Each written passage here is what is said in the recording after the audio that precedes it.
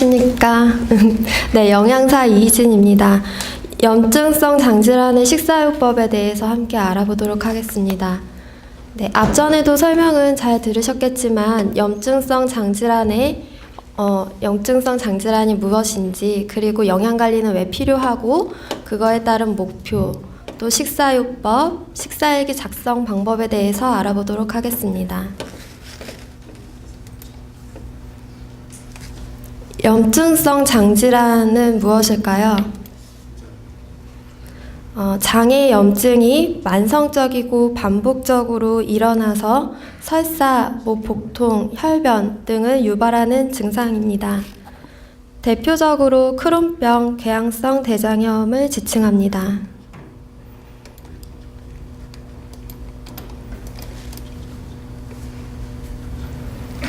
그러면 염증성 장질환 시에 영양결핍이 있을 수 있는데요. 그것을 알아보기 전에 일단은 용어에 대한 설명이 필요하겠습니다. 우리 모두 잘 알고는 계시겠지만 장이 하는 역할이 뭔지 혹시 말씀해 주실 분 있으신가요? 장이 하는 역할이 뭘까요? 소장, 대장. 맞아요. 영양소를 흡수하고 소화시키고 흡수하는 역할을 합니다. 그럼 염증은 무슨 의미일까요? 많이들 들어는 보셨지만 염증이라고 하면은 이제 누구든지 분명하게 말씀하실 수 있는 분은 없고, 불꽃염, 증세증, 불꽃이 나는 증세다라는 건데, 우리가 보통 상처를 입게 되면 피부가 어떻게 되죠? 맞아요. 빨갛게 되고 출혈이 일어나고 열이 나고, 내 장의 점막도 그렇게 염증이 나 있다는 겁니다. 그러면 장이 하는 역할은 소화, 흡수하는 역할인데, 그런 게 있다 보면 장이 제대로 역할을 못하고 있는 거겠죠. 네. 그렇다 보니까 장에 염증이 있다는 것만으로도 소화라든지 흡수의 능력이 떨어지고, 그러다 보면 설사를 하게 되면 음식에 대한 먹는 게 두려움이 생기잖아요. 그래서 섭취도 불량해지고, 그게 이제 지속되고 장기화가 되다 보면 단백질 손실량이 많아지면서 요구량은 증가합니다. 그러면서 설사, 출혈, 누공으로 인해서 영양소는 더 손실되고, 약물을 사용하면서 지용성 비타민이라든지 엽산, 이런 영양소의 흡수도 저해하게 돼서 우리는 꼭 영양관리가 필요하다고 하겠습니다.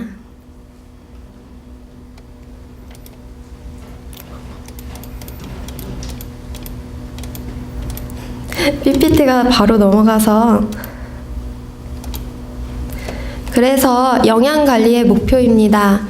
첫 번째로 영양소 결핍을 예방하고, 두 번째로 장 점막의 상처를 치유하고, 염증과 협소해진 장 부위에 대한 자극을 최소화함으로써 이제 최종적으로 건강 상태를 개선하고 삶의 질을 향상시키는 게 영양관리의 목표라 할 수 있겠습니다.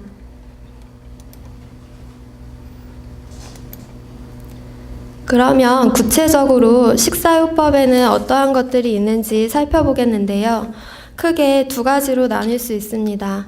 첫 번째, 염증이 심하여 복통, 설사, 혈변 증상 등이 있는 활동기.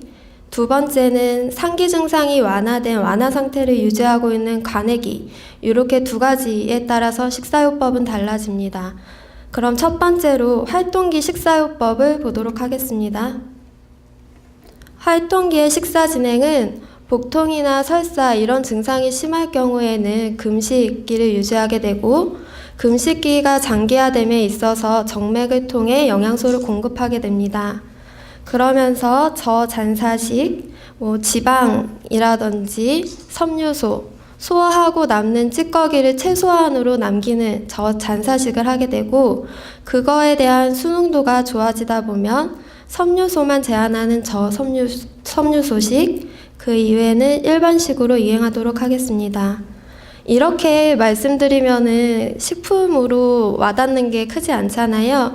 그래서 이제 식품의 형태로 보게 되면 이제 묽은 액체류, 그러니까 희석된 주스, 맑은 사과 주스 정도로 먼저 이제 섭취해 보는 거고, 그거에 대한 수능도가 좋아지면 사과 껍질을 벗겨서 갈아서 설탕이랑 같이 섞은 사과 소스라든지 부드러운 통조림 과일, 그리고 흰죽, 으깬 감자를 시도해 보시면 좋을 것 같습니다. 그렇게 드시고 나서는 흰빵, 면류, 조리된 계란, 껍질이 제거된 닭, 고기 같은 거 드셔보시고 부드러운 생선 살류 드셔보시면 될 것 같습니다. 그럼 활동기의 식사요법 잘 지켜야겠죠? 총 6가지가 있고 첫 번째로 소량씩 자주 먹기입니다. 내가 한 끼에 먹었던 걸 둘로 나눠서 먹는다 생각하시고 하루에 6끼니 소량씩 자주 먹는다고 생각하십시오.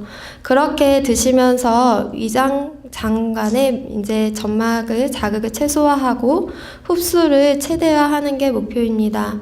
두 번째는 섭취량, 평소 섭취량의 20에서 30% 줄여서 드시는 거고, 세 번째는 고섬유소 식품을 제한합니다. 우리 섬유소가 많은 식품은 많이들 알고 계시는데 뭐가 있을까요? 맞아요. 채소, 채소라든지 견과류 많이들 알고는 계세요. 그러면 건강한 식사요법으로 섬유소는 많이 먹는 게 좋을까요? 적게 먹는 게 좋을까요? 적게 먹는 게 좋을까요? 지금 이 시간에는 적게 먹는 게 좋다고 하지만 일반적으로 상식으로 알고 계시는 거는 섬유소는 많이 먹어야 된다고 알고 계시죠? 네, 섬유소가 하는 역할은 뭘까요?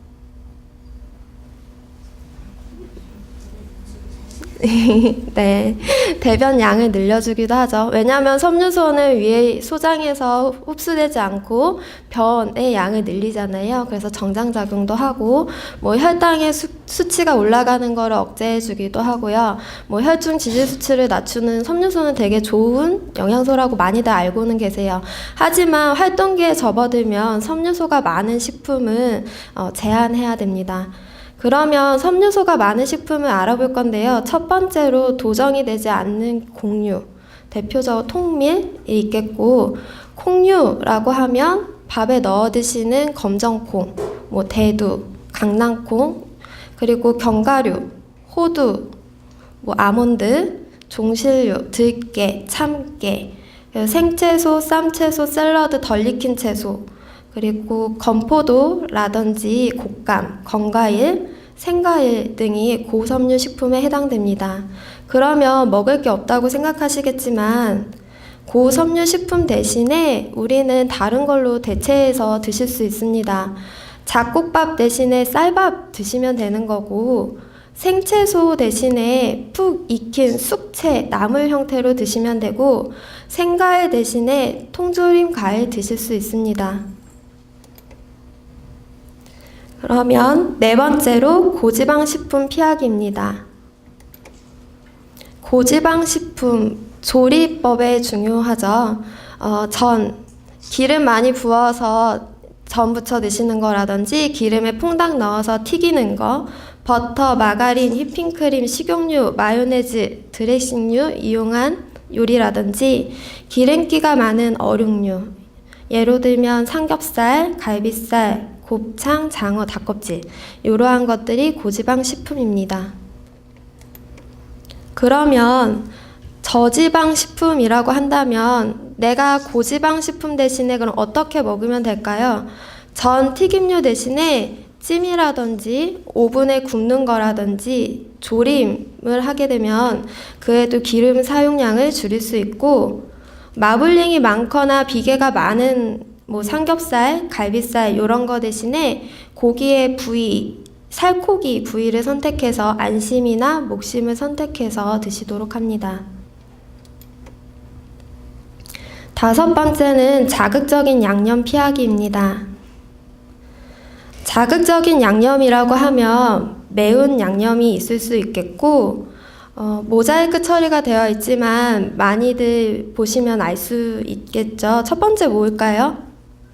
후추, 두 번째 와사비, 세 번째 맞아, 겨자, 네 번째 식초, 고추장 이러한 것들이 매운 양념이 되겠습니다. 이런 거를 사용하는 대신에 순한 양념이라고 하면 된장, 간장을 사용해 보실 수 있겠죠. 그러면 마지막으로 카페인, 술입니다. 카페인이나 술 같은 경우에는 우리 장 점막에 자극을 주기 때문에 가급적이면은 카페인이 많은 뭐 커피, 녹차, 뭐 에너지 드링크, 탄산음료 이러한 것들은 섭취를 주의하셔야 되는 거고, 또 술, 뭐 맥주 아니면 와인, 양주, 뭐 막걸리 이러한 것들을 좀 제한하셔야 됩니다. 지금까지는 이제 활동기, 염증이 심할 경우에 복통, 설사 이런 증상들을 동반했을 때의 식사요법을 알려드렸습니다. 이제는 증상이 호전된 완화기로 넘어간 식사요법입니다. 특별히 식사요법이 있다 이렇게 말씀드리기는 어렵고, 이제 완화기에 접어들면은 건강한 식사요법을 하시는 게 목표입니다. 건강한 식사요법이라고 하면 많이들 알고는 계실 거예요. 첫 번째는 규칙적으로 드시는 거, 두 번째는 균형 잡힌 식사, 골고루 드시는 거, 세 번째는 나한테 필요한 양 정도로 가식하지 않고 드시는 거. 그러면 규칙적으로 먹으려면 하루에 보통 몇 끼 드시라고 되어 있죠? 3번이죠. 아침, 점심, 저녁. 그리고 그 사이에 간식도 챙겨 드시고, 그 다음에 한 끼 식사에 있어서 주식 위주로 밥, 죽, 국수 이런 거 위주로 드시는 게 아니라 단백질 찬이라고 하면 어육류찬, 고기, 두부, 생선, 계란, 뭐 해산물 이러한 것들을 꼭 한두 가지씩은 포함해서 드시고, 채소 반찬도 김치만 드시는 게 아니라 나물 반찬 이런 것도 해서 골고루 드시는 식습관 유지하셨으면 좋겠습니다. 그러면 균형 잡힌 식사의 예시인데요. 요거는 그냥 예시인 거고, 밥, 뭐 죽, 국 이런 주식에다가 뭐 어육류찬 한 가지 정도의 채소 반찬 한두 가지 이상을 해서 이렇게 골고루 드시라고 이제 모형으로 보여드린 겁니다. 그럼 충분한 단백질 섭취인데 단백질은 왜 잘 많이 먹어야 될까요? 단백질은 상처 회복에 도움을 주는 영양소고 면역력과 근육 감소 예방을 위해 섭취해야 합니다. 특히 장출혈이나 혈변 등으로 인해 빈혈이 많이 발생할 수 있기 때문에 단백질은 잘 드셔야 되는데요. 단백질을 그럼 잘 먹어야 된다. 어떤 식품에 많다고 제가 좀 전에 말씀드렸는데 어디에 많다고 했죠? 생선, 맞아요. 고기. 그러면 나한테 필요한 양 정도는 어느 정도 될까요? 그거를 이제 진작으로 알기는 되게 어려워요.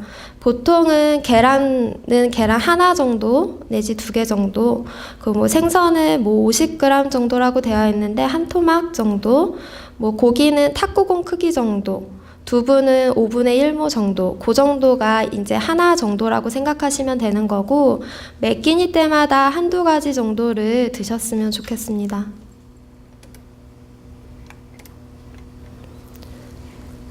부드러운 채소류나 과일류를 섭취합니다. 이렇게 되어 있는데 단백질 위주로 식사하는 것보다는 뭐든지 골고루 드시는 게 중요하다고 했어요. 그래서 채소 같은 것도 꼭 한두 가지 이상은 챙겨 드셔야 되는데 처음에는 생채소 같은 것을 먹었을 때 속이 불편할 수 있으니 그럴 경우에는 익혀서 나물 형태로 드시라 이런 의미인 거고, 채소는 질긴 줄기보다는 처음에는 잎 부위를 선택하시는 게 소화가 더 용이할 수 있겠습니다. 과일은 잘 익고 부드러운 것으로 하루에 1, 2회 정도 섭취하도록 합니다. 근데 보통은 이제 환자분들이 특정 음식을 가지고 그거 위주로만 과하게 많이 드시거나 그것만 너무 제한해서 드시거나 하는 경우가 많은데, 가장 중요한 것은 뭐 한 가지 음식에 모든 영양소가 다 들어있는 완전 식품은 없어요. 그러니까 매 끼니 때마다 골고루 드시는 게 가장 좋다, 이렇게 생각하시면 좋겠습니다. 유제품 섭취 요령입니다. 완화기에 접어들었어도 우유는 소화가 어려울 수 있습니다. 그래서 우유 대신에 치즈라든지 발효 유제품, 뭐 떠먹는 요거트라든지 마시는 요거트, 이런 걸 이용해 보시면 되고, 나는 그런 발효유보다는 진짜 우유를 꼭 먹고 싶다, 그런 경우에는 저지방 우유 아니면 유당을 분해한 우유, 따뜻하게 데운 우유를 섭취해 보도록 합니다. 충분한 수분 섭취도 중요하겠습니다. 탈수와 변비 예방을 위해 충분한 수분을 섭취하도록 합니다. 본인 체중의 3.5배에 해당되는 수분을 섭취해라, 이렇게 적혀 있는데요.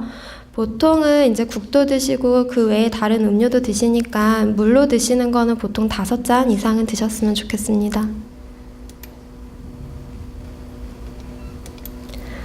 그러면 마지막으로 식사 일기 작성 방법에 대해서 보도록 하겠습니다. 보통 완화기에 접어들면 특별히 제한해야 될 식품은 없지만, 특히 장이라고 하는 거는 개인차가 많이 크기 때문에 내가 문제가 있었던 음식도 다른 사람은 문제가 없을 수도 있고, 타인은 괜찮아도 나한테는 문제가 있을 수 있기 때문에 습관적으로 식사일기를 작성해 보는 것도 좋은 방법이라 할 수 있겠습니다. 특히 섭취 후 장이 불편한 식품 같은 경우에는 꼭 적어서 기억해 뒀다가 가급적이면은 단기간 정도는 제한하는 게 좋겠고, 또 식사 일기를 작성하는 방법은 아침, 점심, 저녁, 끼니때별로 음식의 종류를 한번 적어보고, 또 불편한 증상이 있었을 경우에는 이렇게 적어보는 것도 괜찮습니다. 그리고 음식 양에 따라서도 불편한 증상은 다를 수 있기 때문에 괜찮다면 음식의 양도 적어보면 좋을 것 같고요. 이렇게 문제가 있었던 음식도 보통 시간이 지나면 증상은 완화되고, 또 그러면서 그 음식을 나중에 드셨을 경우에는 섭취가 가능할 경우가 거의 대부분입니다. 그러니까 내가 현재 지금 문제가 있는 식품도 지금 당장의 문제이지 나중에는 내 컨디션이 좋아지고 나서는 드실 수 있기 때문에 가급적이면 일정한 시간을 두고 나중에는 꼭 시도해 보셨으면 좋겠습니다. 네, 지금까지 식사요법에 대해서 알아봤습니다. 경청해 주셔서 감사합니다.